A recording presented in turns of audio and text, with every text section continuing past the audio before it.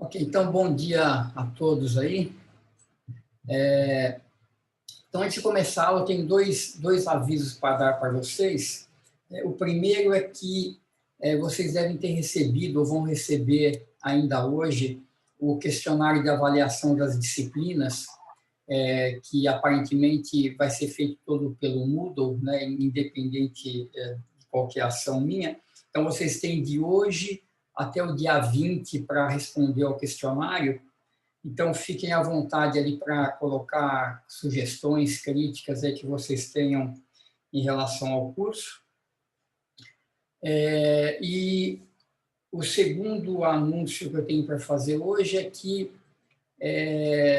mais ou menos na metade desse ano, vocês, né, e um grupo de alunos ali do centro acadêmico indicou o meu nome para concorrer ao prêmio de reconhecimento pelo ensino de graduação, e eu fui escolhido, né? Eu ganhei o prêmio.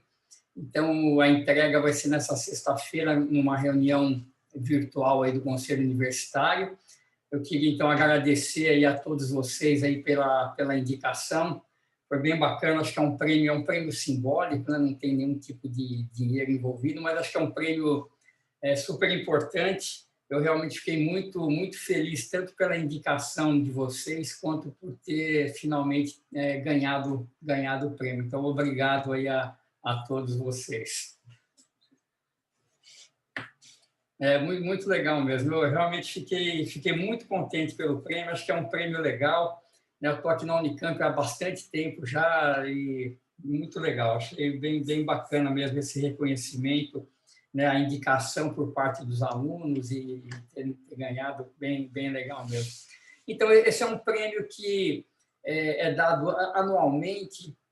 O Instituto dá dois prêmios. Um prêmio por reconhecimento ao trabalho de pesquisa e um prêmio por reconhecimento ao ensino. E eu tinha ganhado o prêmio já de reconhecimento à pesquisa em 2012, mas eu sempre achei legal, né, esse prêmio de ensino. Eu sempre gostei bastante, né, de ensino, sempre me dediquei bastante a isso. Então, foi bem bacana ganhar, principalmente nesse ano tão difícil para todo mundo, né? Então, legal, muito obrigado aí realmente pela indicação de vocês. Então, é isso. Então, vamos lá, vamos começar. Então, eu vou fazer então uma revisão rápida aí da aula passada, e hoje eu vou querer falar um pouco para vocês sobre as autofunções do oscilador harmônico, e na quarta-feira a gente faz uma aplicação legal aí sobre estados coerentes. Então, deixa eu passar aqui rapidamente pela apresentação da aula passada, para a gente rever as coisas principais. Então, deixa eu começar aqui de algum lugar.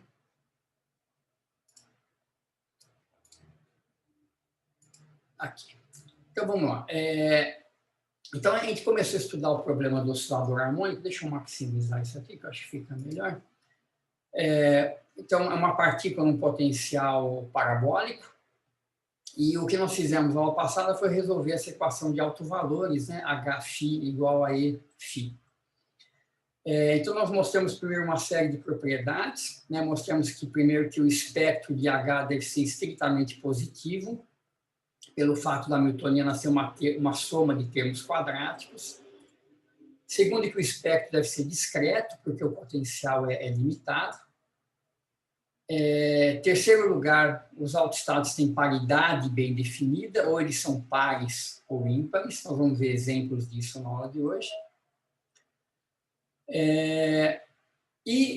Nós calculamos, então, o espectro do operador H, fazendo uma transformação das variáveis x e p, coordenada e momento, para dois operadores auxiliares, A e A+, que são basicamente x mais ip e x menos ip, né, a menos dessas constantes que têm o papel de tornar essas variáveis adimensionais. Né? X e p têm dimensões diferentes, então você tem que adimensionalizar as duas para poder somar. Então, esses operadores x, A e A+, você troca x e p por a e a mais, x e p tem um comutador IH cortado, a e a mais tem um comutador igual a 1. E o que a gente descobre é que esse produto A vezes A mais multiplicado por H cortado ômega é basicamente o hamiltoniano, né, a menos de uma constante, que é essa energia, a gente chama de energia de ponto zero. Então, o operador hamiltoniano, que é P2 mais X2, pode ser escrito basicamente como A mais meio vezes H cortado ômega. Então, esse A mais, a gente dá um nome especial para ele, é o operador de número, e o hamiltoniano é basicamente o operador de número a menos de uma constante de um deslocamento aí dessa energia de ponto zero. Esse cara tem várias propriedades importantes, ele é hermitiano, né, porque ele é basicamente o hamiltoniano, e essas relações de comutação de N, né, de A mais A com A e com A mais, elas são super importantes para o cálculo do espectro. Né? Então, nós chamamos então de φ e os autoestados desse operador N. Então, Ni são os autovalores, esse I aqui seria para contar degenerescências, que a gente vai ver que, de fato, não existem, os estados são todos não degenerados. Então, se você tem um autoestado do operador N, né, com autovalor Ni, então esses autoestados também são autoestados de H, porque o H é basicamente o N. Né? Então, H aplicado no φ, H cortado ômega N mais meio, aplica o N aqui e sai o seu autovalor, e, portanto, então, se Ni é o autovalor de N, Ni mais meio H cortado ômega é o autovalor do H. Esse Ni é um número, né, é o autovalor do N, não tem nada a ver com a frequência do oscilador. Tá? A gente vai descobrir que esse Ni tem que ser um inteiro, na verdade. Então, a gente mostrou várias propriedades desse cara, essa daqui é uma propriedade importante, né? Se a gente pegar esse vetor A aplicado no φ e tomar o módulo quadrado desse cara, então a gente rebate o Bra, né? Fica φ com A mais vezes A φ, e o que aparece aqui A mais A é o operador N.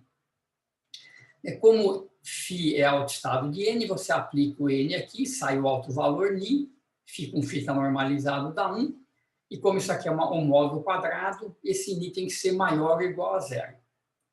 Então, veja só que isso é legal, porque a gente descobre que não apenas o espectro de H tem que ser positivo, mas como ele tem que ser maior do que H cortado ômega sobre 2. Né? Existe um mínimo ali, porque como o Ni é maior que zero, ele tem que começar pelo menos nessa H cortado ômega sobre 2, que é a energia de ponto zero. Em segundo lugar, quando Ni é igual a zero, esse vetor tem que ser o vetor nulo. Né? Então, se Ni igual a zero, a Ni tem que ser zero, porque o módulo dele é zero. Tá? Então, isso aqui é uma dica, vai ser uma equação que a gente vai usar para calcular o estado fundamental do oscilador harmônico. E se Ni for diferente de zero, né, se Ni for maior que zero estritamente, esse vetor não pode ser nulo, né, porque o módulo dele é finito, então ele tem que ser diferente de zero. E está aqui o passo fundamental que a gente fez. Isso aqui eu acho que eu acabei fazendo um pouco rápido na aula passada, eu vou só rabiscar um pouquinho isso aqui para a gente rever, porque isso aqui é como que a gente chegou no espectro, né? Deixa eu pegar aqui uma canetinha. A gente mostrou que se eu tenho um autovetor de N com um autovalor Ni, A mais vezes isso também é um autovetor de N com autovalor Ni mais 1. Então, A mais é o operador escada que gera o vetor com autovalor Ni mais 1. E o A faz a mesma coisa no sentido contrário. Ele gera um vetor que tem autovalor Ni menos 1.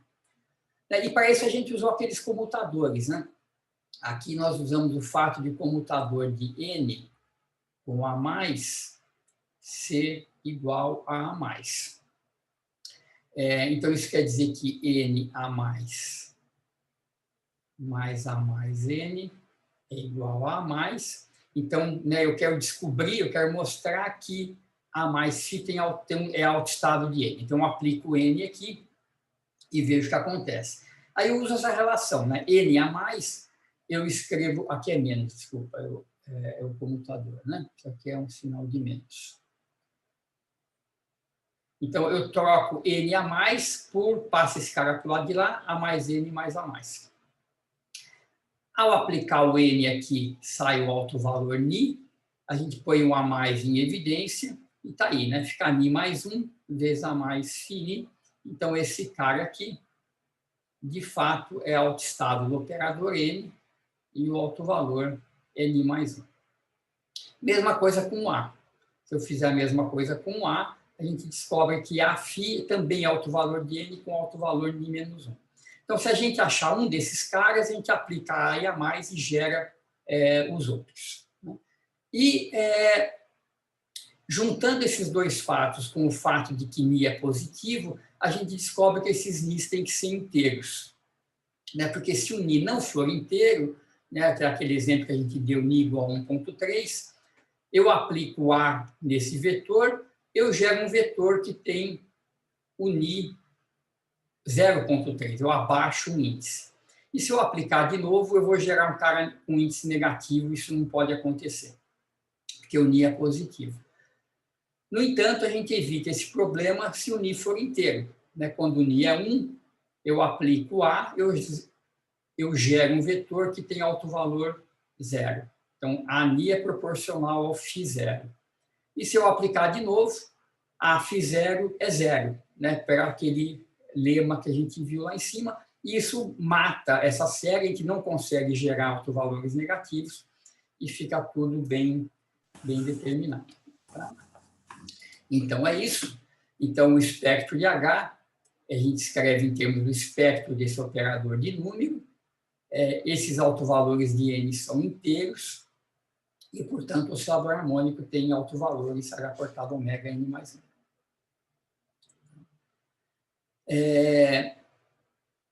Tudo bem? Alguma pergunta, alguma questão em relação a essa parte?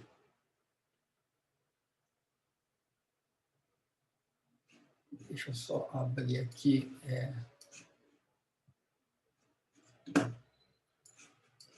Já vou fazer Só um segundo que eu quero deixar o chat aberto aqui, senão eu não vejo as perguntas. Legal. Muito bem. Então, vamos falar sobre os autoestados agora. Então, nós já falamos um pouquinho na aula passada. Deixa eu fechar isso daqui.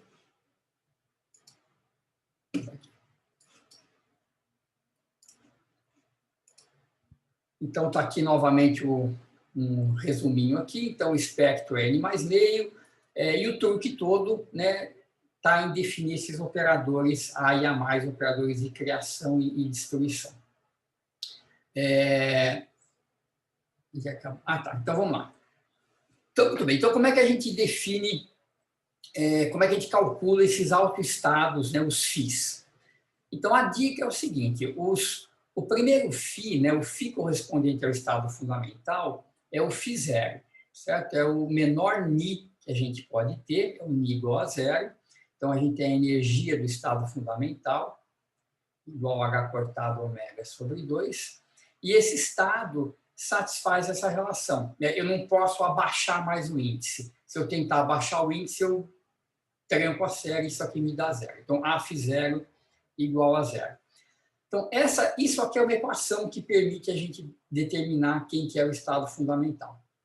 Então, nós fizemos isso no finzinho da aula passada, resolvendo essa equação. Né? Então, a gente põe A φ0 igual a 0, coloca aqui uma representação de coordenadas e escreve explicitamente quem que é o operador A em termos de x e p. Então, o x a gente aplica no seu autoestado x, sai o alto valor x, e o operador momento, né, a gente sabe que na representação de coordenadas é menos IH cortado ddx. Né? Então, como esse fator aqui, como esse negócio é igual a 0, a gente pode multiplicar tudo isso aqui por raiz de 2H cortado sobre m ômega, para se livrar desse primeiro fator. E o que acontece aqui é que a gente fica, então, com a derivada, né? Menos I dx com I menos I com I dá 1, H cortado sobre uma omega d dx aplicado no estado x0. E a solução dessa equação diferencial é uma gaussiana. Né? A gente quer que a derivada dessa função seja x vezes a própria função, então ela tem a cara de uma gaussiana. A gente viu que esse coeficiente da gaussiana tem que ser n ômega sobre 2h cortado, e o A a gente tira por normalização, né? Integrando isso aqui de menos a mais infinito, impondo que isso é igual a 1, a gente calculou, então, o estado fundamental. Certo? E a gente parou a aula passada por aqui.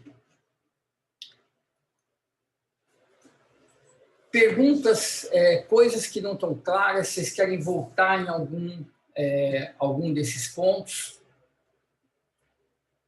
Ou eu posso seguir? Está claro essa a solução dessa equação? Quer dizer, como é que a gente faz isso daqui?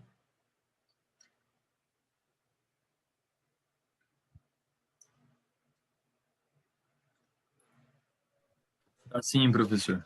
Ficou Legal. claro. Então, vamos lá. Então, qual que é a ideia? A ideia é assim, geramos estado fundamental e agora eu consigo aplicar o operador a mais aqui em cima, gerar o φ1, aplico a mais de novo, gero o φ2 e assim por diante.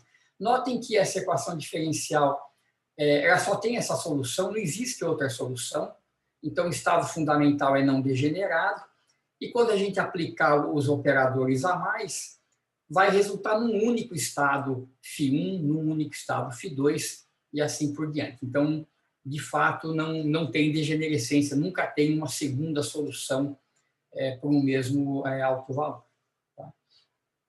Então, muito bem. Então, vamos ver como é que a gente faz essa coisa de aplicar os operadores a mais para gerar os estados excitados. Então, primeiro, vamos abrir essas contas aqui. Deixa eu abrir em vez de ficar lendo para vocês os slides, vamos escrever que é melhor.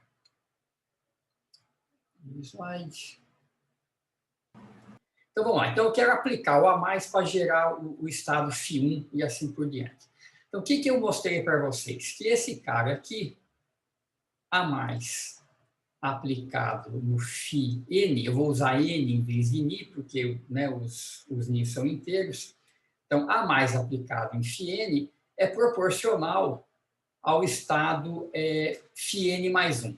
Certo? Então, eu vou escrever isso aqui como uma constante de proporcionalidade, que pode depender do n, φn mais 1. E a primeira coisa que eu vou fazer é determinar essa constante. Tá? Vou supor que o φn e o φn mais 1 estejam normalizados e vou determinar essa constante Cn. Então, lembre que o operador de número é a mais vezes a e que a com a mais é 1. Então, vamos lá. Então, eu vou calcular o módulo quadrado desses caras aqui. Então, aqui do lado esquerdo vai ficar φn, a, que é o brá desse cara, vezes ele mesmo, a mais φn. Do outro lado vai ficar, então, módulo quadrado de Cn, φn mais 1, que é 1, certo? Eu estou supondo que esses φn's estão todos normalizados. Então, quem que é a mais? A mais é quase a mais a. Se fosse a mais a, isso seria o operador de número, eu saberia aplicar aqui. Então, eu vou usar a relação de comutação. A mais menos a mais a é 1. Então, esse a mais, eu vou substituir por a mais 1. Certo? Usando a relação de comutação. Então, isso aqui vai dar, agora, a mais a é o operador de número.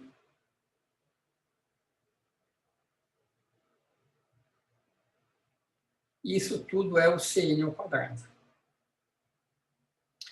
Então, aplico o N aqui, sai o alto valor N, certo? Então, isso aqui vai dar N mais 1, φn com φn, que está normalizado. E, portanto, isso aqui é 1. E, portanto, esse Cn, eu vou escolher ele como real, e é igual a raiz de n mais 1. Então, A mais φn é raiz de n mais 1 vezes o φn mais 1. E a mesma coisa a gente pode fazer para o A. Vamos fazer aqui a mesma conta para o operador A. Então, se eu aplicar A em φn, isso vai ser proporcional, vou chamar aqui de D, se é constante, ao estado n menos 1, certo? O A, então, abaixo o índice. E eu calculo do mesmo jeito. Pego o módulo quadrado desses caras, A mais A φn, igual a módulo quadrado de dn, φn mais 1 com φn mais 1, que dá 1. Isso aqui agora já é direto o operador n. Então, eu aplico aqui, sai o seu alto valor n, φn com φn é 1. Então, essa constante eu escolho como real novamente, como raiz de n. Então, a gente tem esses resultados, que A mais φn é raiz de n mais 1, φn mais 1, e A φn é raiz de n φn. Veja que essa última relação é consistente, né? Se eu fizer n igual a 0, A φ0 de fato dá 0, né? Eu coloco n igual a 0, ok, n menos 1. Eu coloco n igual a 0, esse cara mata a expressão, eu tenho A φ0 igual a 0. Então, a gente tem essas duas relações aqui. Então, deixa eu seguir aqui nos slides um pouquinho. Então, isso é o que está mostrado aqui, está feita essa conta aqui nos slides. Então, a gente tem essas duas expressões, né? Aqui está escrito de um jeito um pouquinho diferente, né? Aqui está escrito φn em termos do φn menos 1. Deixa eu colocar as expressões que nós deduzimos aqui em cima. A expressão do A mais, A mais φn é raiz de n mais 1, φn mais 1. Deixa eu escrever aqui em cima. A mais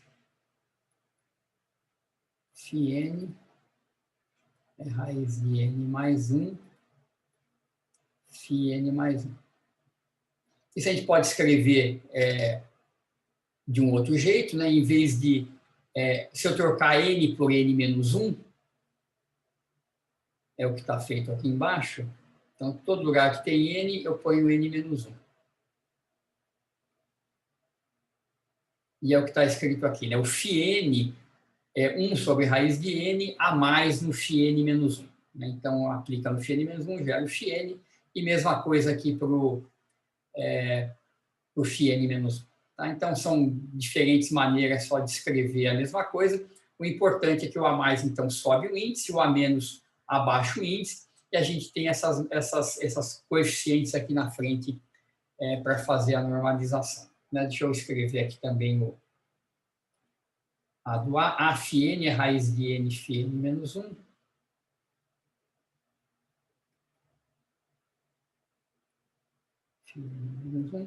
Então, o que eu fiz aqui foi... aqui está certo, né? Só passei o raiz de n aqui para baixo direto. φn menos 1 é a φn. Tá? Então, beleza. Então, vamos ver como é que a gente usa esses caras.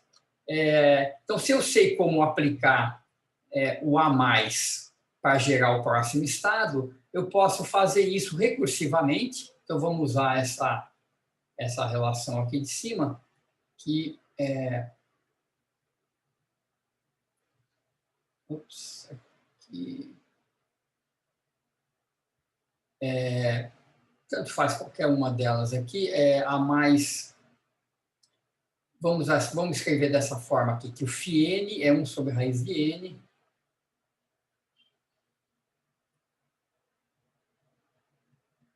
A mais φn menos 1. Então, a gente começa isso aqui com n igual a 1 e escreve φ1 igual, então, como n igual a 1, é 1 sobre raiz de 1, a mais no φ0.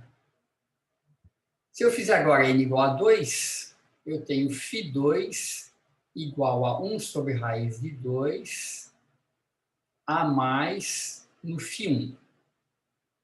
Só que o φ1 eu posso substituir por a mais φ0. Então, vai ficar a mais ao quadrado aplicado no φ0. Vamos fazer mais um. N igual a 3. Então, agora é 1 sobre raiz de 3. A mais φ2, né, que é 1 sobre raiz de 3 vezes 2, a mais ao cubo, φ0. Então, se a gente fizer isso recursivamente, a gente vê que o φn vai ser 1 a mais a n, aplicado no φ0, dividido pela raiz quadrada de n fatorial.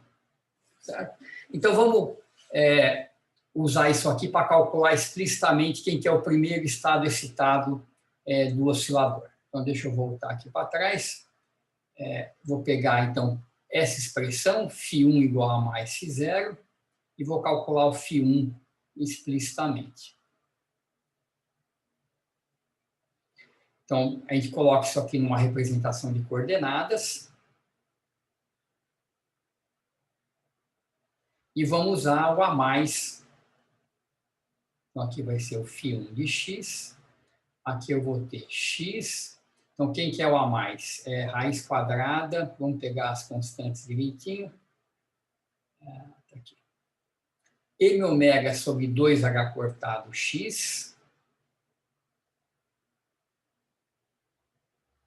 M ômega menos IP. Essa constante é mais fácil, está tudo aqui no denominador. P φ0. Então, vamos abrir essa equação.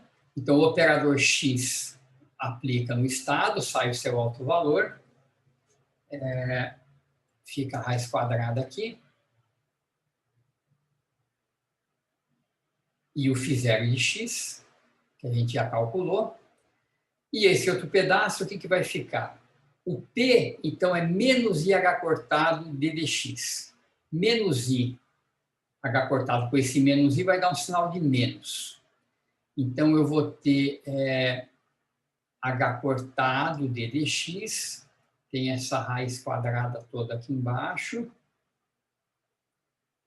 d dx do φ0. E o φ0, vamos escrever ele aqui do lado, é raiz quadrada, vamos buscar ele aqui. Aqui. M ômega sobre πh cortado a 1/4.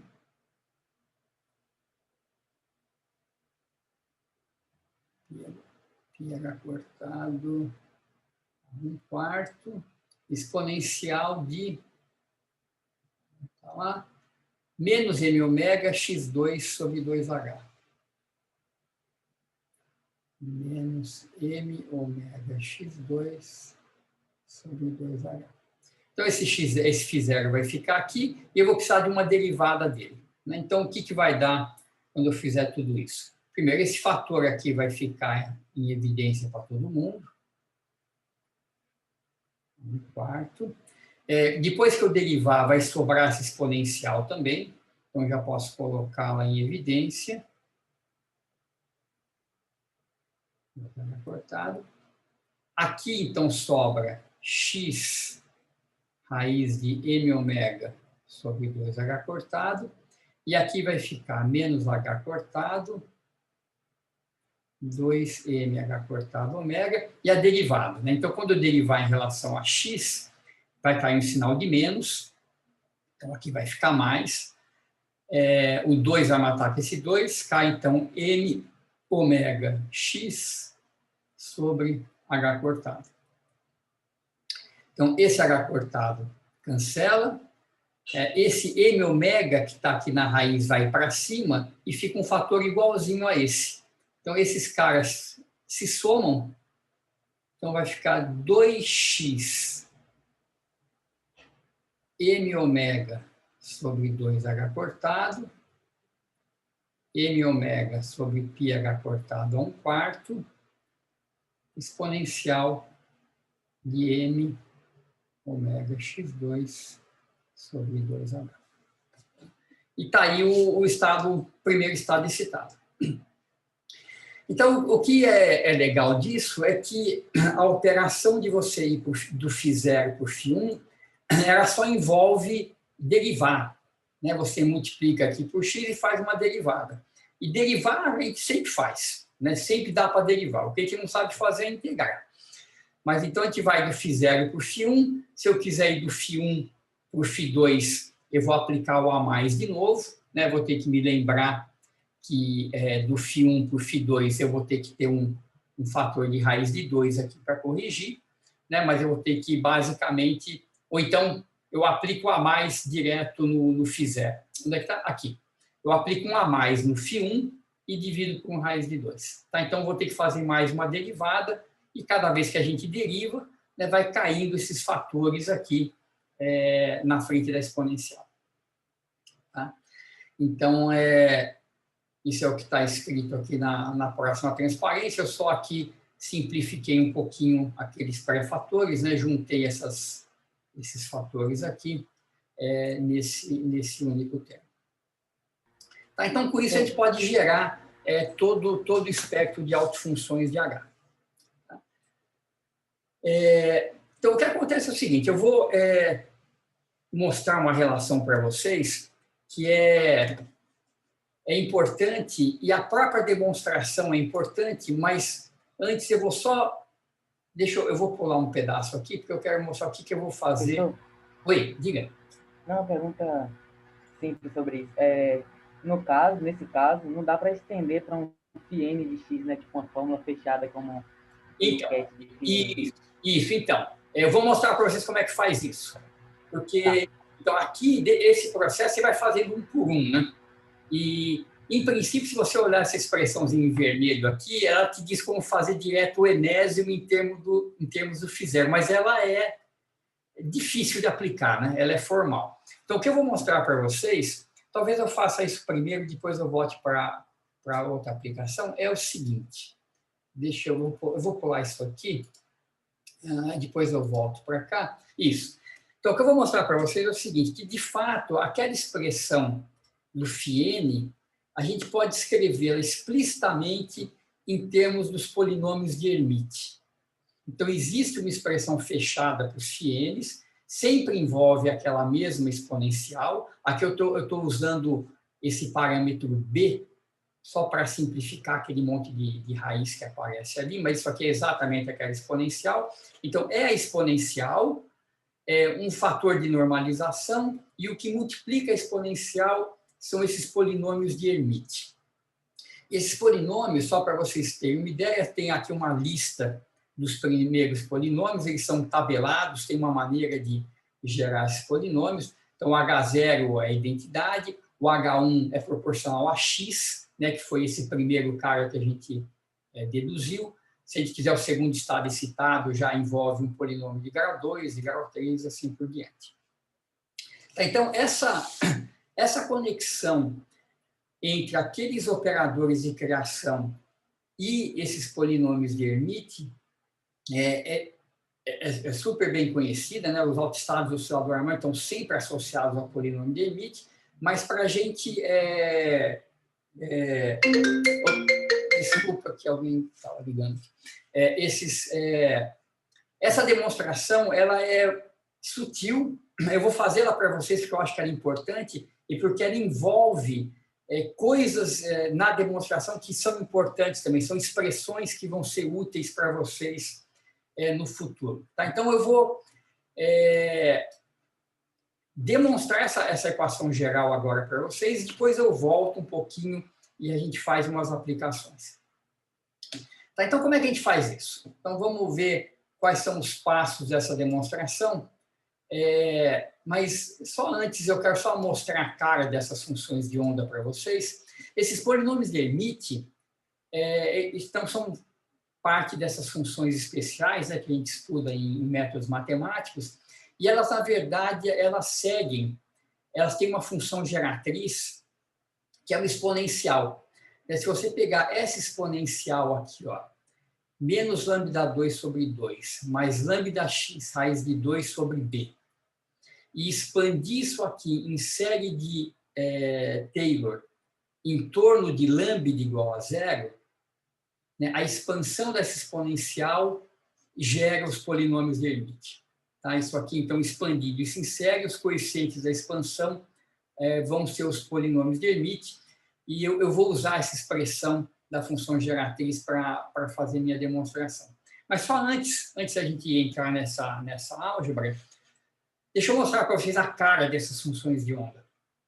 Né? Então, aqui tem um exemplo das 3 primeiras funções de onda. Então, primeiro, né, os níveis de energia eles são igualmente espaçados, né, o espaçamento entre níveis de energia vizinhos é de 1h cortado ômega, então é de meio para 3 meios, 5 meios, 7 meios, então o espaçamento igual.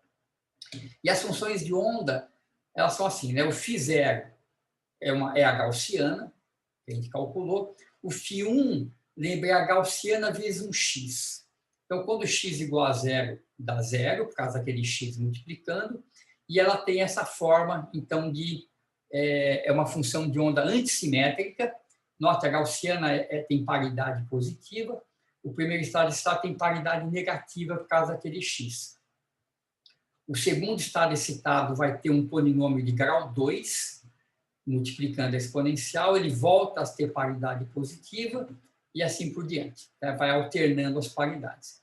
Quando você toma módulo quadrado, para ver a probabilidade, ela tem essa cara dessas distribuições que estão aqui à direita.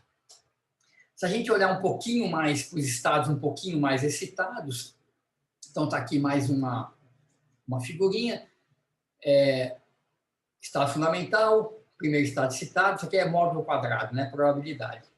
N igual a 2 e N igual a 6, que é um estado já mais excitado. Então, o que acontece é que cada vez mais você tem oscilações, por causa do polinômio de Hermite que multiplica a função de onda, e aqui está feita uma comparação, né, a distribuição de probabilidades quântica, que é o módulo de π ao quadrado, comparado com o que seria esperado da distribuição de probabilidade clássica. Isso é uma coisa que a gente viu lá em estrutura da matéria, não sei se vocês lembram, deixa eu lembrar rapidinho aqui para vocês entenderem esse gráfico. Né? A distribuição de probabilidade clássica a gente faz da seguinte maneira, né? Você tem um oscilador harmônico, aqui uma partícula numa mola, só um segundo, tem uma partícula aqui numa mola, a partícula está oscilando, né? A oscilação é um cosseno de ômega-t, e você se pergunta assim, qual que é a probabilidade clássica de eu encontrar a partícula numa certa posição. Então, a suposição aqui é que a probabilidade dela estar numa certa posição x é proporcional, vezes 1 dx, p de x dx, é proporcional a quanto tempo ela passa naquele intervalo dx. Então, quanto mais tempo ela passa lá, mais a chance de você encontrar a partícula ali. E a posição que o oscilador passa mais tempo é quando ela está... Né, isso aqui a gente pode escrever assim também, né? Eu escrevo como dx dividido por v. Né? V é dx dt, então eu recupero isso daqui. Então, nos pontos de retorno, onde o oscilador para voltar, né, ele chega na sua extensão máxima, para e volta para trás. Nesses pontos a velocidade dele é zero, então é onde ele passa maior tempo, né, e seria onde a probabilidade de eu encontrá-lo seria maior. Então, essa função aqui é o que está desenhado em pontilhado. Então, nos pontos de retorno, V vai a zero, a distribuição vai para infinito, mas ela ainda pode ser normalizada, né? Apesar dela ir para infinito nos extremos, a área dela dá para normalizar para 1. Então, a gente vê que para o estado fundamental, a distribuição clássica é muito diferente da quântica, né? Tem um comportamento oposto, mas conforme a gente vai para estados mais excitados, né, a distribuição quântica começa a se aproximar da clássica, ela começa a ter probabilidade alta do oscilador ser encontrado, então, próxima dos seus pontos de retorno. Então, essa é a cara qualitativa desses autoestados. Muito bem. Então, deixa eu mostrar para vocês como é que a gente sai daquela... Então, deixa eu mostrar o que eu quero fazer, né? Eu quero, basicamente, usar essa expressão, né, que a gente deduziu, que a aplicação do operador a mais me gera os estados excitados, e escrever isso aqui explicitamente em termos de funções que a gente possa reconhecer, né, que no caso aqui vão ser os polinômios de Hermite. Então, vamos ver como é que a gente faz isso. Então, a ideia é a seguinte, eu vou fazer isso em vários passos, eu vou ter que mostrar resultados preliminares antes de chegar na demonstração final, e essas preliminares, na verdade, são mais interessantes que o próprio resultado. Então, a primeira coisa é a seguinte, lembre que a gente calculou esses comutadores de x com p, que vale IH cortado, e a gente mostrou que, nesse caso, valiam umas equações desse tipo, né? Se a gente calculasse o comutador de x, por exemplo, com p elevado a k, né? Isso aqui dava IH cortado, k, p elevado a k menos 1, menos 1, na verdade tem um sinal de menos aqui na frente. A gente faz isso aqui por indução e mostrava esse tipo de expressão, o comutador de x com p. Muito bem, na verdade isso aqui é um pouco mais geral. Isso aqui vale para qualquer... Então, suponha que você tem dois operadores, A e B, você calcula o comutador desses caras, que nem a gente fazia aqui, e suponha que esse comutador C comute com A e B. Então, no caso de x e p, isso é mais ou menos trivial, né? O comutador é uma constante, é IH cortado, e a constante comuta com x e comuta com p. Mas pode ser que esse comutador seja um outro operador, tá? Seja uma coisa mais complicada, seja um operador C.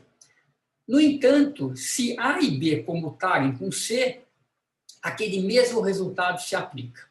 Tá? Comutador de A com B elevado a K é K vezes C, então aparece aqui o comutador, em vez de aparecer o IH cortado sozinho, B elevado a K menos 1. Tá? Isso aqui a gente pode mostrar por indução. Então, vamos ver se a gente consegue mostrar essa relação por indução nesse caso. Deixa eu abrir aqui no slide. Então, qual que é a hipótese? Então, o comutador de A com B é C, e A e B comutam com C. Tá? E eu quero mostrar, então, que AB elevado a K vale K vezes C, B elevado a K menos 1. Então, vamos fazer isso por indução. Então, para K igual a 1, isso aqui é verdade, certo? A com B é C, certo? E vamos ver se isso aqui vale para K mais 1. Então, eu vou colocar aqui K mais 1. Então, BK mais 1 é B elevado a K. E a gente usa a nossa regrinha. Tira o B para o lado de cá.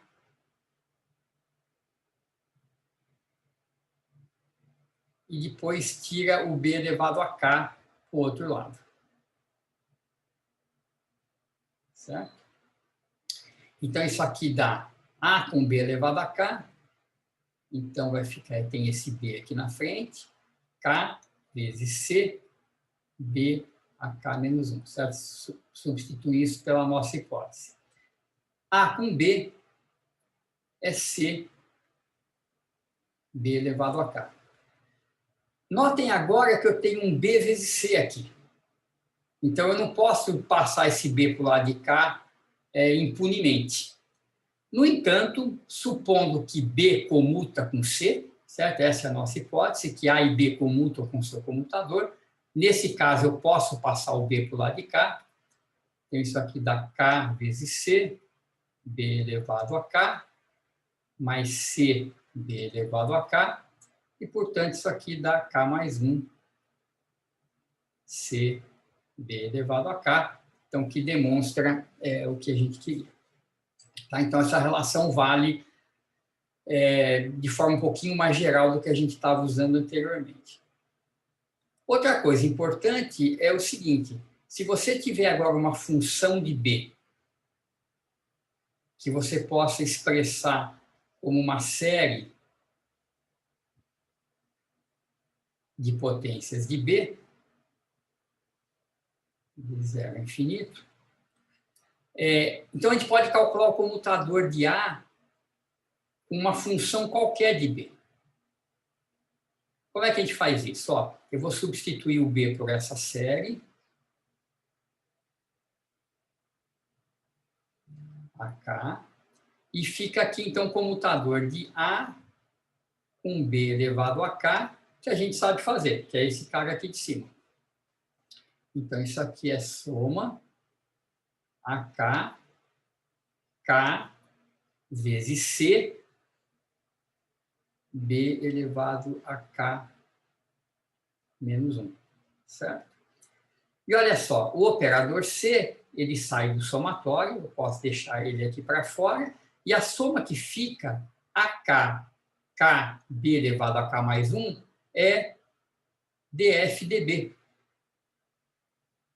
Certo? Porque olha aqui, se eu derivar F em relação ao B, cai um K, fica B elevado a K menos 1, é exatamente o que tem aqui. Tá? Então, além dessa, isso é o que está escrito aqui nesse slide, além dessa expressão valer sempre que o C comutar com A e B, para qualquer função de B, isso aqui se generaliza, né? O comutador de A com F de B é C dF dB. Tá? Então, isso aqui é o primeiro resultado que é muito parecido com o que a gente andou fazendo com X e P, mas que é um pouquinho mais geral, então, do que a gente estava usando. Tá? Tudo bem?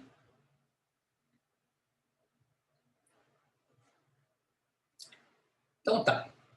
Então, o segundo resultado que eu vou precisar é um resultado importante que é conhecido como fórmula de Baker-Hausdorff. E nós vamos deduzir essa expressão usando esse resultado anterior. E esse resultado é o seguinte. Se você tiver dois operadores A e B, do mesmo jeito de antes, o comutador entre eles é C, e A e B comutam com C. Tá? A e B comutam com o comutador de A com B.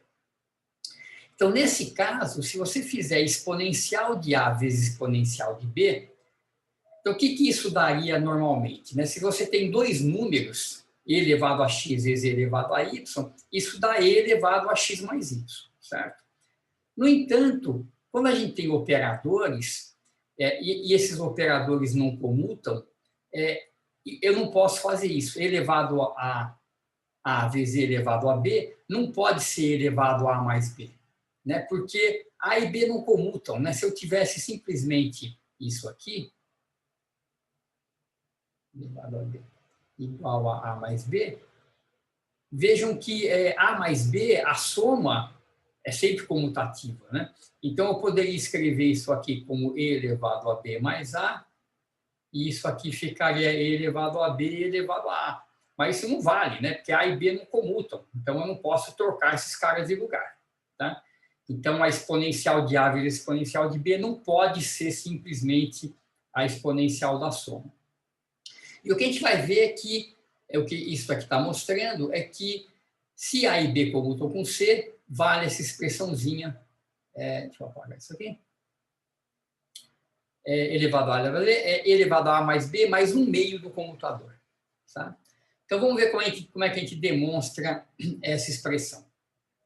Então, a ideia é usar o resultado anterior e a gente vai definir uma função, então, f de t, que é essa daqui, ó, e elevado a t vezes a vezes e elevado a t vezes b. Depois eu vou calcular isso em t igual a 1 para eu voltar para o resultado que eu quero. Tá? Então, olha só, eu vou calcular df dt e ver o que dá. Então, quando eu derivo esse cara em relação a t, eu tenho que derivar um produto. Certo? Então, primeiro, eu derivo esse primeiro termo em relação a t, cai um a. Né? Eu vou fazer essa derivada separada aqui, para a gente entender como que ela funciona. Então, eu tenho aqui, ó, f de t é e elevado a ta elevado a tb. Então, se eu derivar esse cara em relação ao t, primeiro cai um a, elevado a ta elevado a tb. Isso aqui é o f novamente. Mas quando eu derivo o segundo termo, eu derivo isso aqui em relação a t, o b cai aqui na frente. Certo? Eu tenho que me preocupar com a ordem dos fatores. Eu não posso puxar o b aqui para fora, porque ele não comuta com a. Então, derivo em relação a b, o b cai. Eu posso colocar o b para cá ou para cá, porque b comuta com b. Tá? Mas eu não posso puxar ele aqui para frente do TA. Tá? E para que eu faça, então, então eu vou escrever isso aqui de novo. Isso aqui é A vezes F. E aqui eu vou fazer um truque, que é o seguinte. Eu vou multiplicar por menos TA e por mais TA para que eu faça aparecer um F novamente aqui. Tá? Então, eu multiplico e divido, né, por esse operador e elevado a TA. Então, a derivada fica assim, ó, fica A mais e elevado a TAB e a menos TA, tudo isso vezes o F que está à direita. Certo? E agora eu vou mexer com esse cara aqui, ó, B com E elevado a TA. Então, quem que é o comutador de B com E a menos TA?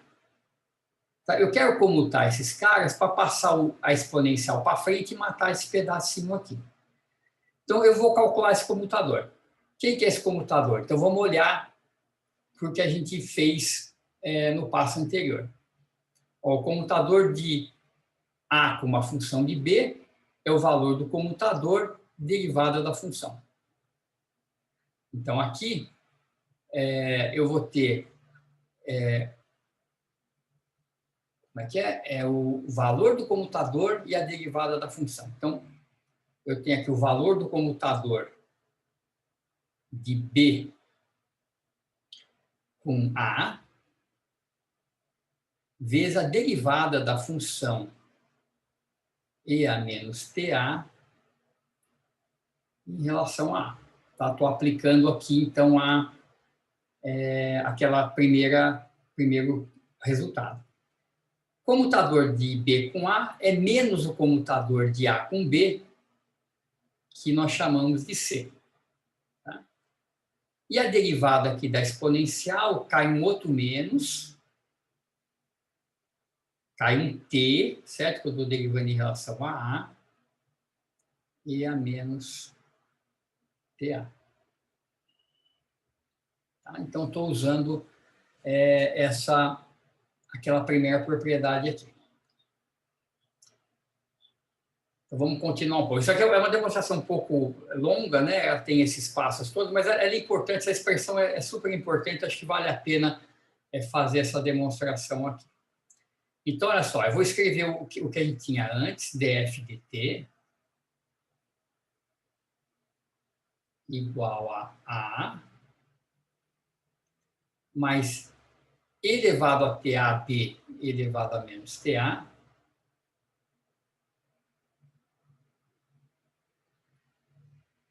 Tudo isso multiplicado por F.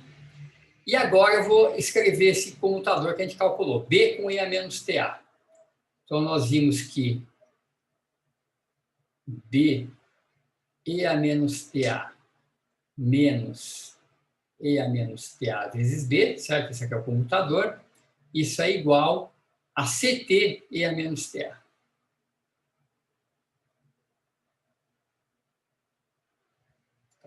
E eu vou usar isso nessa expressão agora. Então, olha só, A elevado a TA, e aqui eu vou substituir, então, esse termo aqui por, passa esse para o outro lado, E a menos TA vezes B, mais CT E a menos TA. Então, vamos ver o que acontece agora. A, esse cara mata com esse, fica B. A comuta com C, certo? Essa é a hipótese, que A comuta com o comutador. Então, eu posso passar esse cara pela frente do C. Ele também mata essa exponencial. E dá isso aqui. Daí agora, esses caras comutam, né? A e B comutam com C. Eu tenho essa expressãozinha aqui. Eu tenho uma equação diferencial dF dt proporcional a F. Então, a solução dessa equação é que o F de t é integrar isso aqui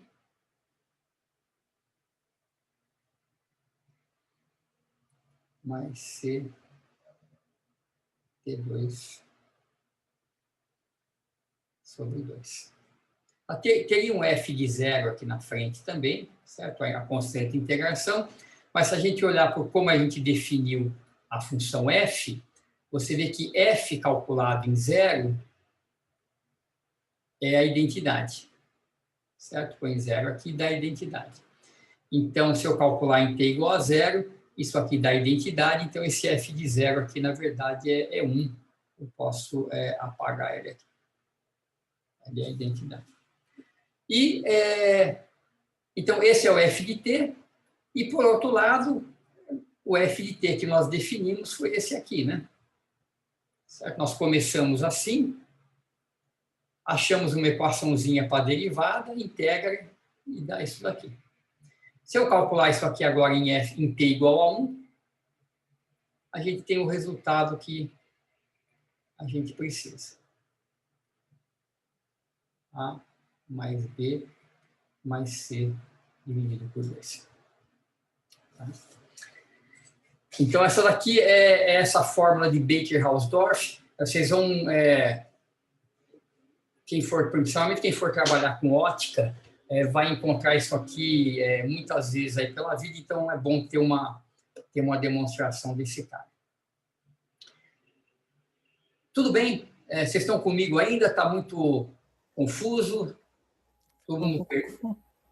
Eu me perdi um pouquinho, professor, no último slide. Tá, então deixa eu só repassar isso aqui rapidinho, já que está tudo escrito. Então, olha só, isso aqui, o que eu quero fazer aqui? Eu quero demonstrar essa expressãozinha, né? Que quando eu tenho o produto de duas exponenciais, eu posso transformar isso na exponencial da soma, mais um meio do comutador entre A e B, se A e B comutarem com o comutador. Tá? Então, essa expressão que é essa fórmula de Baker-Hausdorff. Então, qual que é o truque para demonstrar isso aqui? Então, primeiro, a gente define uma função que é quase aquilo que a gente quer, é uma função de t, que quando eu calcular em t igual a 1, me dá o produto que eu quero. Tá? Então, parto daqui. Deriva em relação a t. Então, eu tenho uma derivada do produto para fazer. E eu tenho que tomar cuidado que A e B não comutam. Né? Então, já que são duas exponenciais, na verdade, você pensa na exponencial como duas séries, né? A série da exponencial de um lado, multiplicando a série da exponencial do outro. Então, eu vou derivar isso aqui em relação a t. Então, nesse primeiro termo, eu derivo em relação a t, cai um A, um operador A. Esse A eu posso colocar aqui ou aqui, porque A comuta com A. mas eu não posso colocar esse A para o outro lado, porque A não comuta com B. Tá? Então, eu derivo, ele cai um A aqui. Quando eu derivar de novo, né, o segundo termo, vai cair um B. Então, essa derivada aqui é B vezes a exponencial. E o B, novamente, eu posso deixar aí desse lado ou desse lado, mas eu não posso transpor ele, porque ele não comuta com A. Tá? Então, o primeiro termo dá A elevado a TA elevado a TB, isso aqui é um F de novo. E o segundo termo não tem um F, porque para eu fazer aparecer um F aqui, eu teria que jogar o B para o outro lado. E eu não posso, porque ele não comuta com A. Então, qual que é o truque? A gente multiplica e divide aqui, né? A gente coloca esse fator, que é uma identidade, certo? E aí eu faço aparecer um F aqui, mas eu ganho esse produto complicado aqui do lado de cá. Elevado a TA, B elevado a menos TA. Então, o que eu faço? Se eu pudesse trocar esses caras de lugar, né, aí o E a TA matava o E a menos TA e eu teria uma coisa mais simples. Então, a gente calcula o comutador de B com a exponencial. E eu uso aquela relação anterior. Se eu tenho dois caras que comutam com o seu comutador, o comutador dele com uma função do outro é essencialmente a derivada. Né? Então, é essa expressão. A com F de B é o comutador de A com B, dF de B. Então, B com uma função de A é o comutador de B com A, dF de A. O comutador de B com A é menos o comutador de A com B, então isso aqui é menos C. Mas essa derivada em relação a A cai um menos T, então mata e dá esse pedacinho aqui. Tá? Então, uma vez calculado esse comutador, eu posso voltar para trás e ver o que acontece. Então, aqui é o que eu tinha antes, e agora eu vou comutar esses dois caras. Né? Então, B com a exponencial menos a exponencial com B, né, o comutador, é CT vezes a exponencial. Então, eu troco aqui. Então, esse cara fica olhando, e esse B com a exponencial, né, passa isso aqui para o outro lado, e eu escrevo, então, como igual a I a menos TAB, mais CT E a menos a exponencial. Agora, esses caras aqui, ó, eu aplico aqui, da identidade, A mais B. Essa exponencial, eu tenho que passar pelo C, mas tudo bem, porque A comuta com C. Então, ele pode passar aqui na frente e também mata esse termo e fica uma expressão mais simples. A mais B elevado a CT. E agora eu integro, né? Fica uma equação diferencial, dF dt é proporcional a F, então o F é a integral desse fatorzinho aqui. A vezes tem que você vê quando a gente derivar isso aqui em relação a T, então eu derivo todo o expoente da A mais B mais CT. Então, eu tenho uma segunda expressão para o F que eu comparo com a minha expressão original. Então, se eu calcular isso aqui agora, isso aqui vale para qualquer T, em particular vale para T igual a 1, o que me dá a relação que eu quero. Tá? É uma álgebra um pouco, né, complicada desses operadores todos, mas é muito parecido com o que a gente tem feito, né? Essa expressão aqui é muito parecida com o que a gente andou fazendo com x e p, mas ela vale para qualquer operador A e B, desde que o comutador comute com A e B. Tudo bem? Mais ou menos deu para entender a ideia? Professor, Diga.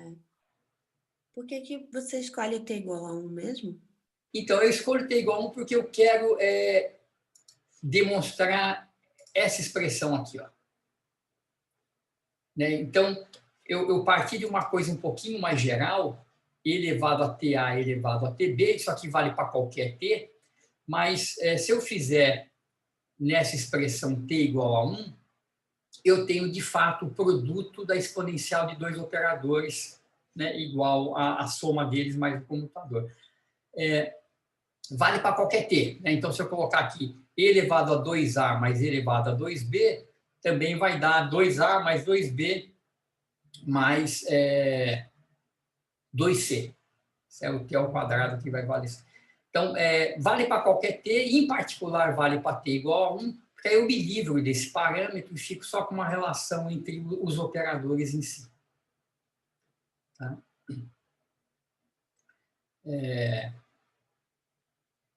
Então, é só um caso particular que é o mais útil para a gente agora. Tá? Então eu tenho esses dois resultados, que são resultados que não tem nada a ver com o oscilador harmônico, tem a ver com, né, regras de comutação genéricas em mecânica quântica. Então, a primeira é essa daqui, e a segunda, então, é essa da exponencial de dois operadores. Muito bem, então, como que isso pode ajudar a gente a demonstrar o que a gente quer? Então, tem mais uma relação ainda que eu vou precisar, e aí a gente faz a prova. Essa relação é muito legal também, é muito bacana. Ela diz o seguinte: se eu tiver uma função de onda e eu aplico esse operador, que é exponencial do momento, basicamente, na representação de coordenadas, esse operador tem o efeito de deslocar o x desse valor alfa. Então, isso aqui é um resultado legal e é bem fácil de demonstrar. Então, como é que a gente faz para calcular? Imagine que eu quero calcular, então, quem que é isso aqui. Né? Eu tenho psi, aplico e elevado a i alfa p sobre h cortado, alfa é um número, na representação de coordenadas. Então, o que a gente faz? A gente expande a exponencial, deixa eu expandir ela aqui embaixo um pouquinho mais detalhadamente. Então, essas exponenciais, por definição, né, são a série da exponencial aplicada no operador. 1/2 i alfa p ao quadrado, etc. Então, quando a gente colocar esse cara na representação de coordenadas, o p, né, age como menos IH cortado d dx. Então, se eu substituir aqui já na série, então esse p menos i com i dá mais, o h cortado cancela, isso aqui dá alfa d dx. No segundo termo, você vê, vai dar ip, deixa eu calcular aqui, i alfa p sobre h cortado diretamente. Então, eu vou multiplicar o p por i, vai dar 1, multiplica por alfa, h cortado cancela, isso aqui é d dx. Então, esses termos aqui são sempre alfa d dx. Então, isso aqui vai ser 1/2 de alfa 2 d2 dx2, depois eu vou ter 1 sobre 3 fatorial, alfa 3 d3 dx3, e assim por diante. Então, a série da exponencial do momento se transforma numa série de derivadas, tá? Que é o que está escrito aqui em cima, e essas derivadas vão atuar na função de onda psi de x. Então, quando a gente abre isso aqui, ó, dá psi de x, mais alfa d psi dx, que é o primeiro termo, mais alfa 2 d2 psi dx2, etc. E isso aqui é simplesmente a expansão de psi de x mais alfa em torno de alfa igual a zero. Certo? É a série de Taylor, calcula em alfa igual a zero, a primeira derivada vezes o alfa, e assim por diante. Tá, então, o momento, ele às vezes é chamado de operador de deslocamento. Né? Essa exponencial, às vezes a gente chama isso aqui de operador deslocamento. Né? Ele desloca a função de onda de x para x mais alfa. Tá? Então, pronto. Então, com esses três resultados, a gente está pronto para calcular as autofunções, sabendo, né, eu vou usar também que os polinômios de Hermite, eles são os coeficientes da expansão dessa função geratriz que está aqui em cima. Tá? Então, eu vou usar isso da teoria de funções especiais. Se a gente expandir essa exponencial em potências de lambda, né, os coeficientes da expansão vão ser os polinômios de Hermite. Tá? Então, vamos lá. Então, vamos ver como é que a gente usa esse ferramental todo para fazer essa demonstração. Então, né, tudo aqui tem truquezinhos, mas eles são úteis para... Eu vou maximizar isso aqui, porque eu acho que agora a gente pode só olhar aqui os slides. Então, não se preocupem em decorar nada disso, né? Isso aqui é uma série de expressões, de truques, né, que é difícil da gente lembrar depois, mas é importante saber que eles existem, né, e como é que isso aqui é feito. Então, o truque é o seguinte. Então, a gente começa definindo uma função de lambda e de k em termos daquelas autofunções do oscilador harmônico. Tá? Então, vai ser uma soma, 0 a infinito, 1 sobre raiz de n fatorial, lambda elevado a n, φn de x. Onde esses φn de x são, então, as autofunções do oscilador harmônico. Né? Lembra, a gente tem que aplicar a mais elevado a n no φ0, tem uma raiz de n fatorial, que é aquela constante de normalização, a gente está colocando isso aqui numa representação. Tá? Então, eu vou definir uma função k, que é uma combinação particular dessas φn's todas aqui. Então, olha só por que a gente define ela dessa maneira.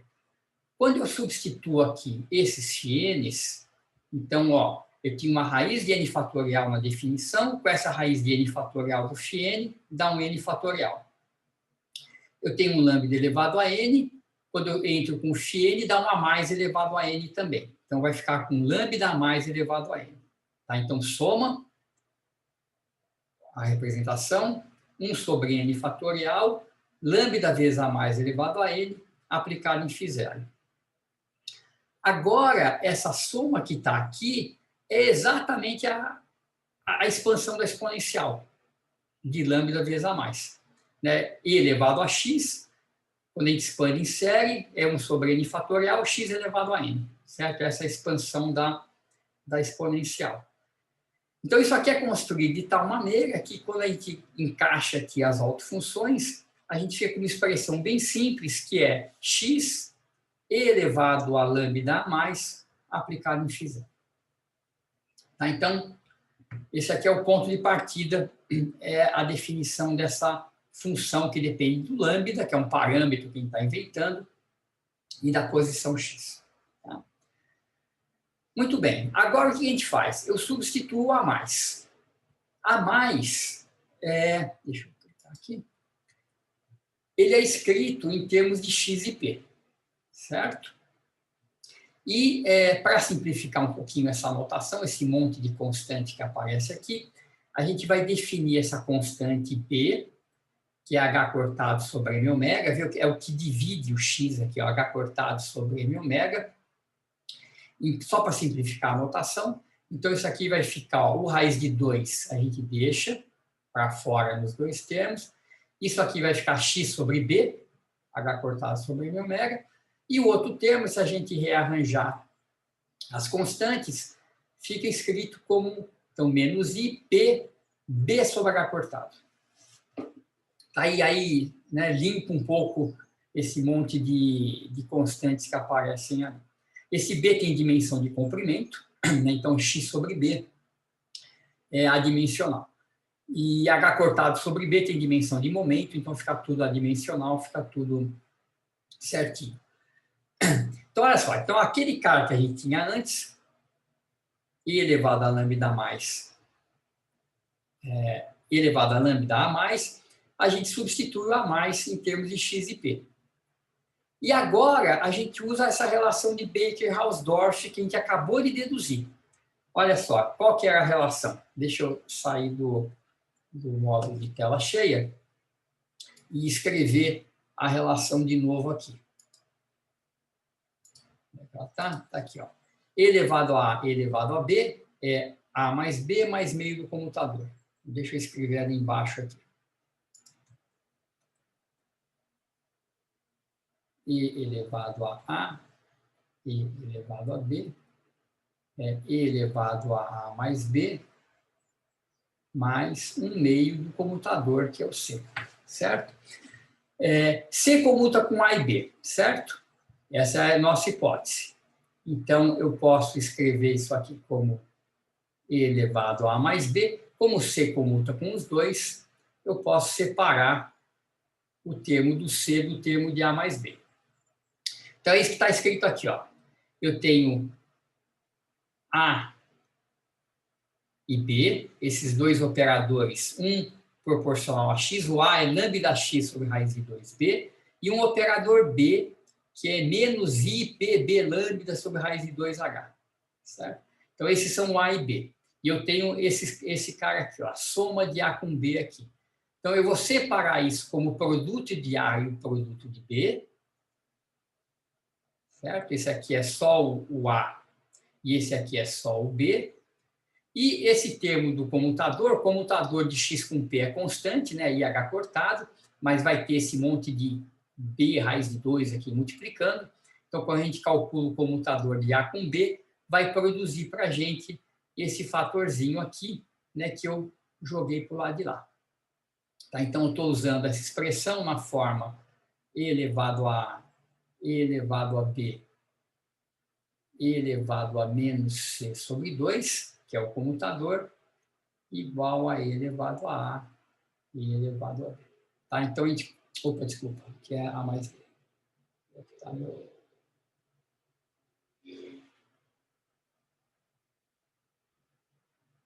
Então, eu estou partindo aqui da soma e eu estou escrevendo como produto de um, produto de outro, e o comutador, que é constante nesse caso, eu posso fazer o que eu quiser com ele, porque, de fato, ele não... ele comuta com todo mundo. Tá? Então, calculando, eu não vou fazer um detalhe aqui da comutação, mas o comutador de x com p e h cortado, quando a gente junta essas constantes todas, dá esse lambda 2 sobre 4. Tá? Então, a gente quebra a exponencial dessa maneira. Então, vamos ver. Ó, aquela função k, x elevado a lambda mais x0. E eu vou substituir por isso aqui. Ó. Então, a constante sai para fora, que vem do comutador. Esse pedaço aqui, ó, que depende do x, eu aplico no seu autoestado e sai o alto-valor x. Esse pedaço que depende do momento fica aqui, certo? Só que o operador momento é o operador deslocamento, certo? Foi a última propriedade que a gente mostrou. Então, isso aqui, né, ó, a constante que veio do comutador, a parte que eu apliquei o operador x, e o operador deslocamento, ele vai pegar o φ0 de x e deslocar da constante que está lá em cima, lambda b sobre raiz de 2. Tá? Então, aquela função complicada que a gente escreveu, no fundo, a gente pode escrever como o estado fundamental, corrigido, deslocado e corrigido como exponencial. Tá? Então, eu vou terminar aqui para a gente não... Eu sei que isso aqui é um pouco cheio de etapas, mas vamos só... Já estamos praticamente no final. Então, está aqui o resultado, né? Aquele operador, aquela função que a gente define, ela pode ser escrita desse jeito. O estado fundamental a gente conhece, então eu posso substituir ele aqui em cima. Então, você vê, vai ficar essa constante de normalização, vai ficar esses dois fatores que estão aqui, e essa exponencial, só que onde tem x eu vou deslocar de lambda b sobre H2. Tá? Então, a gente abre esse quadrado, simplifica tudo e dá esse resultado aqui. Então, finalmente, o último passo é comparar. Então, está aqui onde a gente chegou. E eu comparo essa exponencial que está aqui com a função geratriz dos polinômios Hermite. Então, esse é essa exponencial, que é um pedaço daquilo que a gente chegou, ela é a função geratriz dos polinômios Hermite. Então, esse pedaço aqui, ó, da exponencial, então tudo isso aqui fica, isso fica, e esse cara eu escrevo em termos dos polinômios Hermite. Tá? Então, se a gente comparar, né, essa expressão final com aquilo que a gente começou lá no começo, né, então a gente definiu aquela função k como sendo a soma de 1 sobre raiz de n, lambda n φn, compara isso com isso, você tem a soma em n, você tem uma raiz de n fatorial, aqui tem um fatorial inteiro, tem um lambda elevado a n, você pode identificar quem são os φn's. Então, os φn's vão ser esse cara, a exponencial, sobra um raiz de n, esse raiz de 2 elevado a n, que está aqui, e os polinômios de Hermite. Então, comparando uma expressão com a outra, você identifica que os coeficientes dessa expansão são, de fato, né, polinômios de Hermite corrigidos com exponenciais e gaussianos.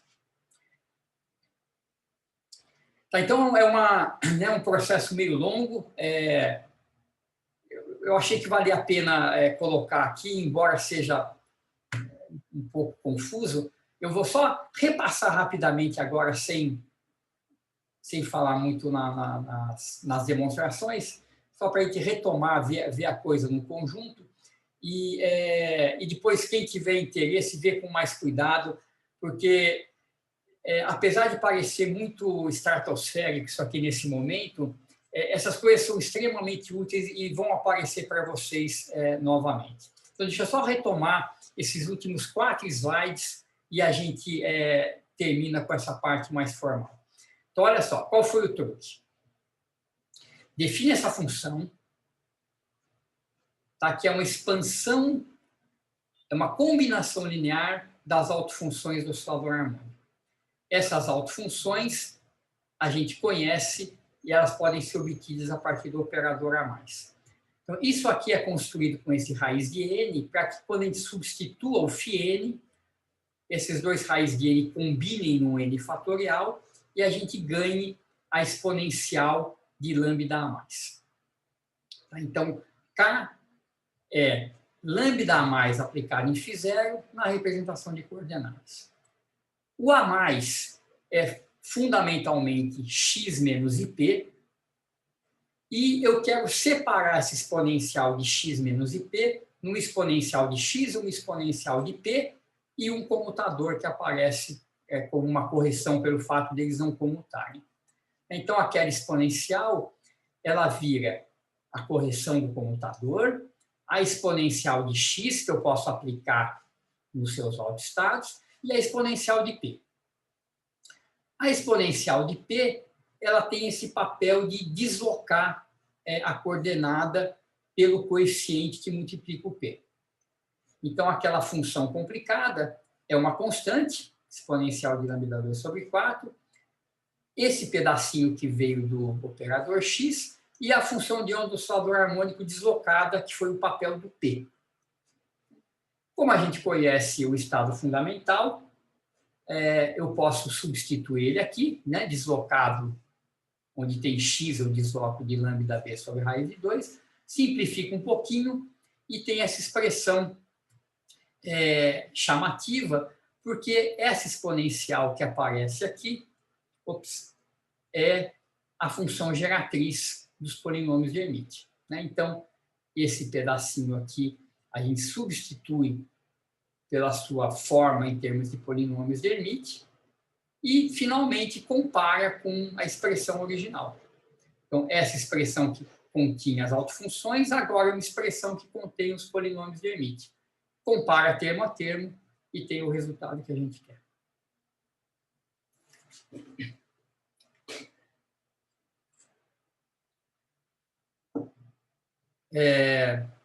Comentários, deu para pegar um pouco a ideia, ficou muito confuso.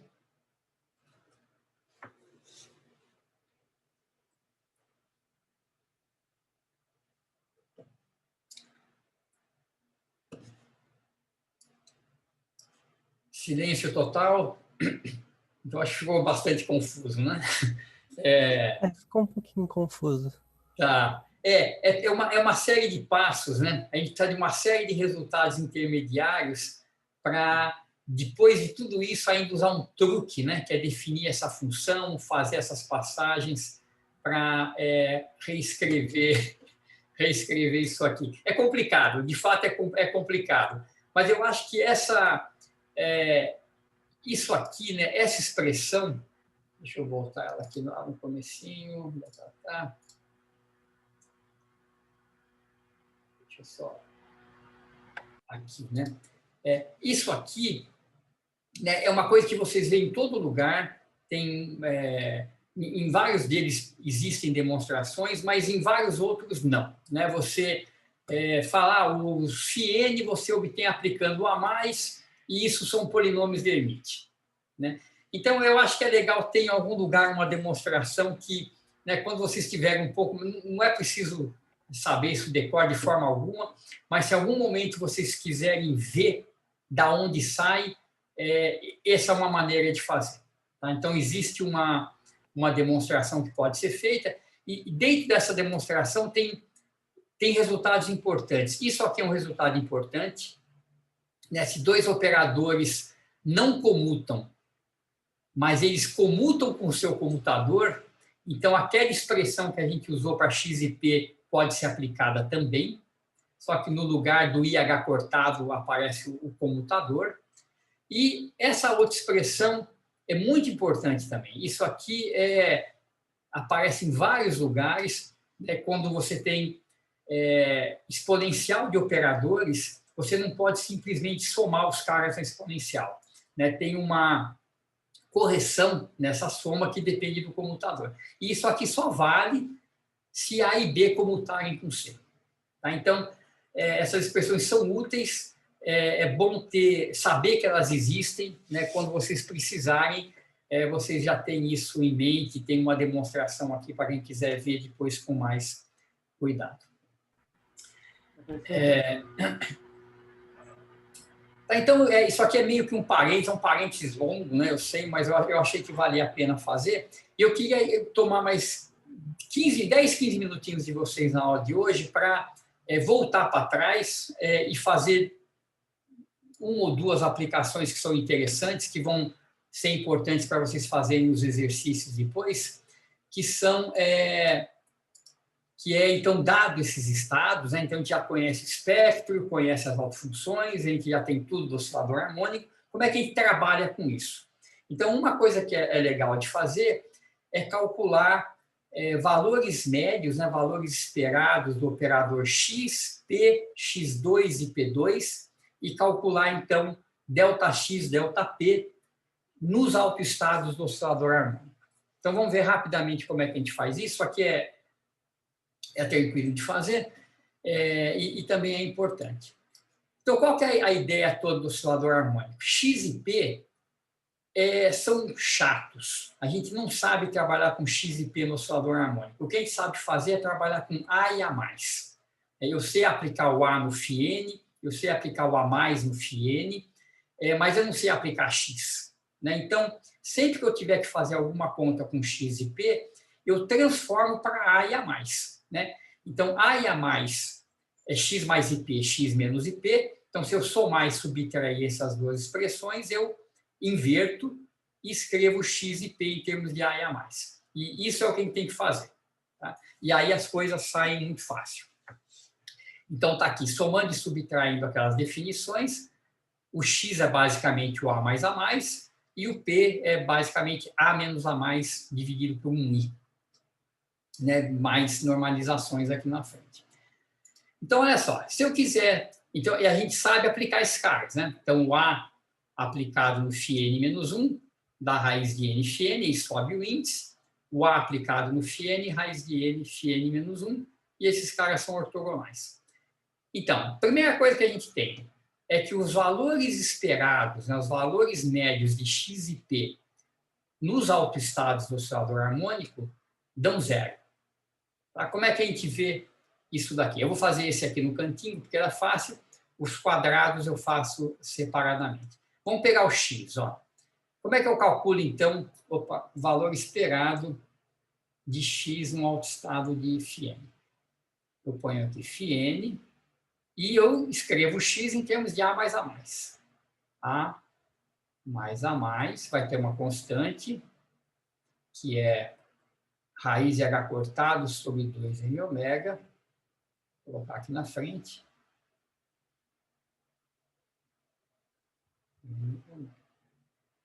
Então, o que acontece aqui? Ó?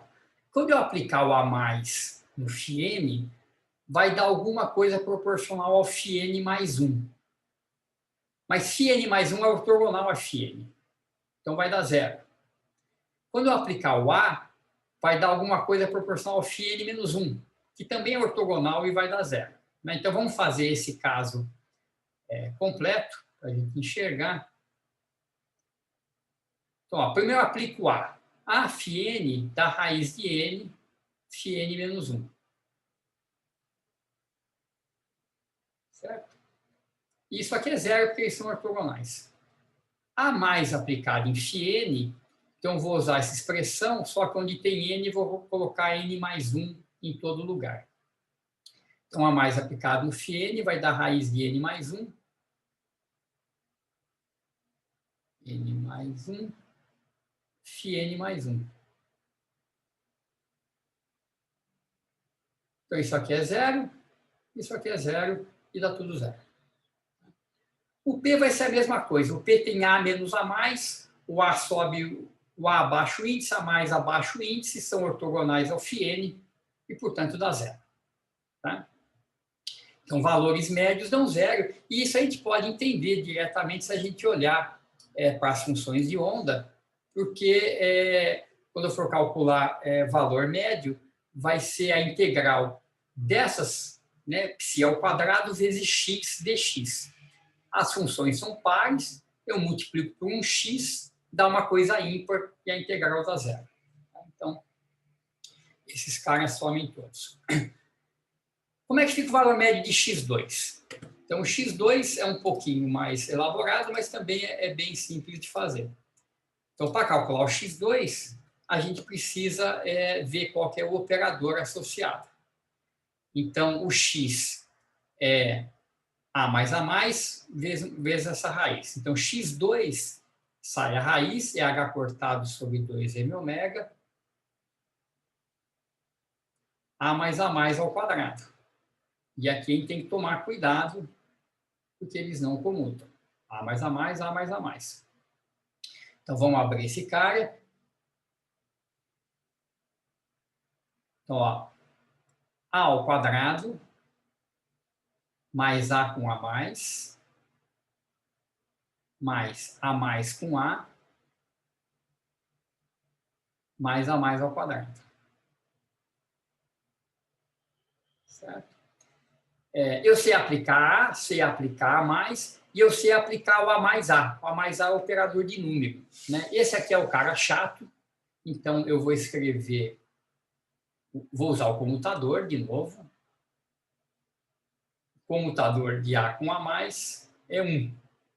Certo? Então, esse cara aqui, eu posso substituir por um A mais 1.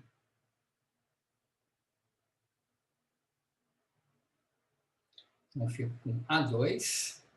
Então, esse aqui eu substituo por um A mais A. Então, vai ficar 2A mais 1, mais A mais 2. Certo? E agora eu sei aplicar todo mundo. Então, quanto que dá φn x2 φn? Então, vamos ver. Vamos fazer isso aqui de cabeça, sem fazer conta. Então, tem essa raiz, esse fator aqui na frente. Então, olha só, eu vou ter 4 termos para aplicar.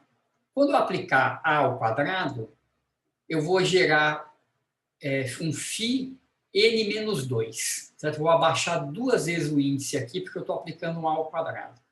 Φ n menos 2 vai ser ortogonal a φ n e não vai contribuir, vai dar 0. Esse cara aqui vai dar 0 porque eu fico em estados ortogonais. Quando eu aplicar o A mais 2 vezes, eu aplico A mais dá um n mais 1, aplico A mais dá um n mais 2, n mais 2 é ortogonal a n, dá 0 de novo. Não contribui. 1, tudo bem, né? 1, φn com φn, está normalizado, esse 1 fica. A mais A é o operador de número. Qual que é o alto valor? O que dá A mais A aplicado em φn? Dá n, certo? É o próprio alto valor. Então, isso aqui dá mais 2 vezes n. Então, esses caras não contribuem porque eles sobem ou abaixo o estado e dá ortogonal ao que está do lado de lá. Esse aqui é o operador de número. Então, quando ele aplica no φn, dá o eninho. E esse aqui é a identidade. Então, eu vou só tirar esse 2 aqui, jogar esse meio lá para dentro e escrever isso assim. N mais meio. Esse é o valor médio de x2. Então, o ΔX, que é raiz quadrada do valor médio de x2 menos valor médio de x ao quadrado, o que vai dar? O valor médio de x deu 0, o valor médio de x2 é esse daqui.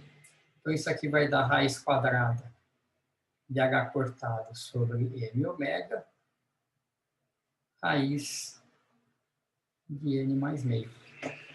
Então, a incerteza na posição aumenta com n. Por que aumenta com n? Porque conforme o estado vai ficando mais excitado, se a gente olhar aqui, o intervalo de posição que ele engloba vai esticando, né? O oscilador vai tendo amplitudes maiores. Então, a incerteza também vai aumentando quanticamente com a raiz de n dessa forma. E o p é a mesma coisa, né? Se você calcular p ao quadrado, então vou deixar isso aqui como exercício para vocês fazerem, vai dar p vezes p. O p tem um i, né? Lembra que o p tem um i aqui no denominador, então aplicando o p com p vai dar um i ao quadrado, que é menos 1, então dá um sinal de menos aqui, mas a estrutura da conta fundamentalmente é a mesma, né? Então vai ter esses caras aqui que não vão contribuir para o valor esperado, para o valor médio, só o operador de número e o 1 que contribui. Tá? Então, fazendo essas contas, dá isso aqui, né? O x2 que a gente calculou, o p2 é só fazer a mesma coisa e dá muito parecido. E se a gente calcular, então, ΔX, ΔP, então, né, o ΔX aqui é a raiz quadrada disso, porque o valor médio de x é 0. O ΔP é a raiz quadrada disso aqui. N mais meio. Então, se a gente fizer o produto, o m ômega cancela, sai um h cortado, N mais meio. Então, o estado fundamental, em particular, é o estado de incerteza mínima, né, que é o estado gaussiano que a gente já tinha calculado lá atrás. E os estados excitados vão ter, então, uma largura cada vez maior.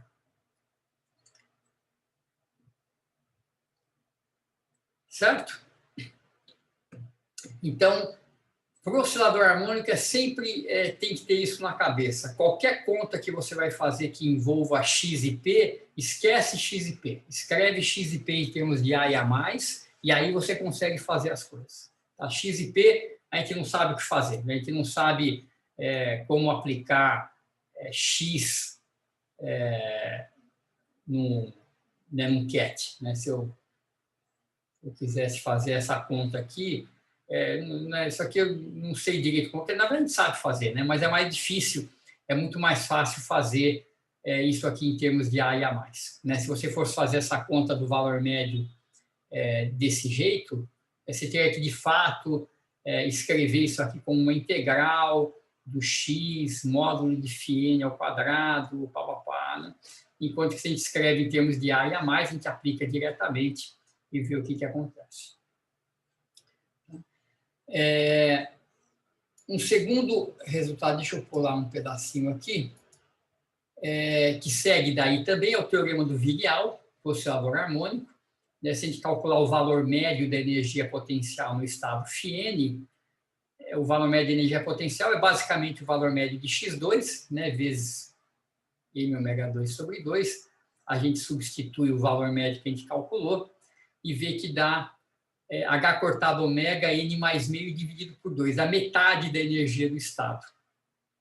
E se a gente calcular o valor médio da energia cinética, também é M sobre 2, valor médio de P2, que a gente já calculou, substitui aqui e dá a outra metade da energia do estado.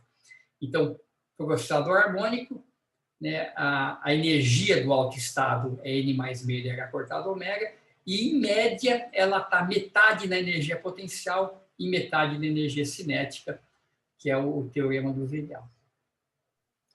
Professor, Diga. não é P² sobre 2M? Ah, é sobre 2M. Está errado aqui. Obrigado. Vou corrigir depois aqui. Esse M aqui está no lugar errado.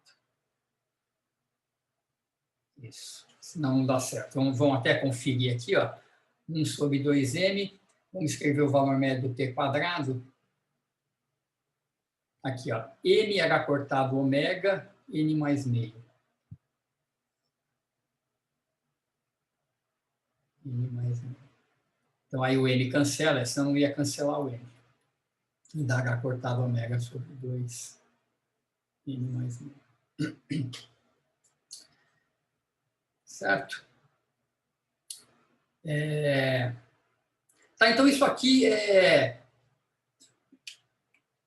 basicamente, ficou condensado, né? A gente resolveu o oscilador harmônico em 2 aulas, mas a ideia é que esses operadores A e A+, eles contêm, né, a informação que a gente precisa para fazer quase qualquer cálculo aqui no oscilador harmônico, né? Então, coisas importantes para a gente saber: A aplicado em φ0 é 0, né? A gente trunca a série, o A abaixo o índice, mas essa série interrompe quando o N igual a 0, no estado fundamental, e essa equação permite que a gente calcule o φ0, a gente vai aplicando o A+, a gente vai calculando os outros estados.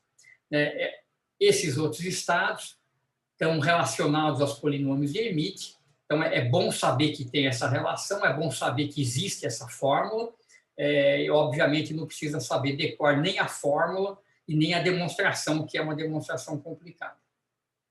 Mas outra coisa importante para ter na cabeça, vocês vão ver isso nos exercícios do livro, qualquer coisa que envolve o oscilador harmônico é A e A+. Né? Esquece X e P, porque, em geral, é mais complicado trabalhar com X e P. Já está tarde, vou parar por aqui. Na aula que vem, quarta-feira, eu vou voltar um pouquinho aqui, eu quero falar um pouquinho novamente da comparação disso com o resultado clássico, que eu passei batido aqui, eu retomo um pouquinho isso aqui, e eu vou fazer uma aplicação que são os chamados estados coerentes do oscilador harmônico, que também novamente tem aplicações importantes em ótica, e são estados legais, e a gente vai ver que para construir esses estados a gente vai usar algumas dessas coisinhas que a gente viu aqui, né? Vai aparecer lá coisas do tipo esse operador, onde é que está aqui? Essa exponencial aqui de lambda a mais é um cara que aparece ali nos estados coerentes. Então, a gente vai fazer essa aplicação, a gente vai ver como é que eles são estados bem interessantes. Isso tem uma propriedade importante que a gente vai tentar explicar na aula que vem. Tá? E com isso a gente fecha, então, na quarta-feira a parte do oscilador harmônico. Sexta-feira a gente faz exercícios aí do oscilador harmônico e na semana que vem começa, então, a parte final, que é momento angular, que é muito parecida com isso. Lá também vai ter L+ e L- fazendo o papel de A e A+, no oscilador harmônico. Isso, acho que a aula foi meio densa, né? Aquela parte dos Hermites ficou meio complicada, mas acho que vale a pena falar uma vez na vida dessas coisas aí. Professor, Diga. rápido, né? Uhum. Essa do cálculo que você fez aí, esse cálculo meio bizarro, eu entendi as passagens, eu só fiquei em dúvida de um lambda ao quadrado sobre 4 ali. Eu preciso substituir um T? Você está falando aqui dos Hermites? Isso, na demonstração. Tá bom, vamos lá. Essa parte aí, do lambda ao quadrado sobre 4. Tá, deixa eu voltar aqui rapidinho. Então, a ideia é a seguinte, né? A gente está, então, com essa função, tá? Que tem esse formato, né? Lambda a mais. Então, o a mais, ele é x menos IP. Então, o que acontece é que essa exponencial que a gente precisa para aquela função k, ela envolve uma soma de 2 operadores no expoente. Então, o que eu quero fazer? Eu quero usar essa expressão aqui, que nós deduzimos para quebrar a soma em um produto. Tá? Então, quem que é o C? C é o comutador de A com B, certo? Aqui no meu exemplo, o operador A, ele é lambda x sobre raiz de 2b, né? Tudo que está aqui. O operador B, ele é menos I lambda p b sobre raiz de 2h cortado, certo? É tudo que está aqui na frente. Então, o que é comutador de A com B?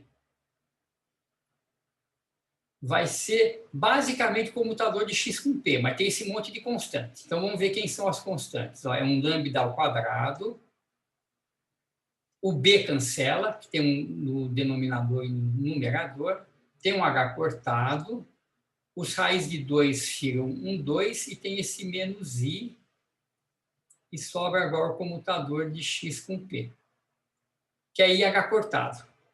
Então, menos i aqui. Menos i com i dá 1, h cortado cancela, então fica lambda 2 sobre 2.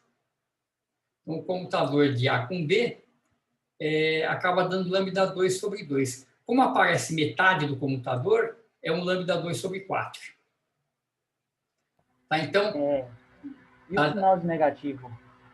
Então, o sinal de negativo veio pelo seguinte, porque o que eu quero fazer é usar essa expressão. Então, vamos voltar aqui na expressão. Né? Então, o C é lambda 2 sobre 4. Então, vamos substituir já aqui. E é mais. Lambda 2 sobre 4. Como isso aqui é uma constante, eu vou separar, então, A mais B.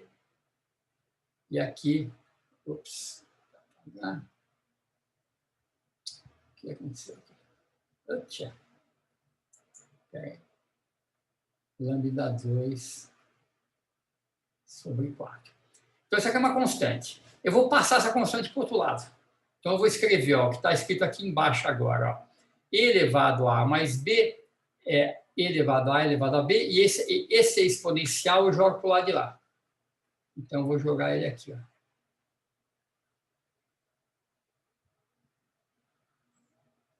Tá? Então, eu vou usar aqui esse cara aqui, que é o nosso E elevado a lambda a mais, né? Então, que envolve o x e o p.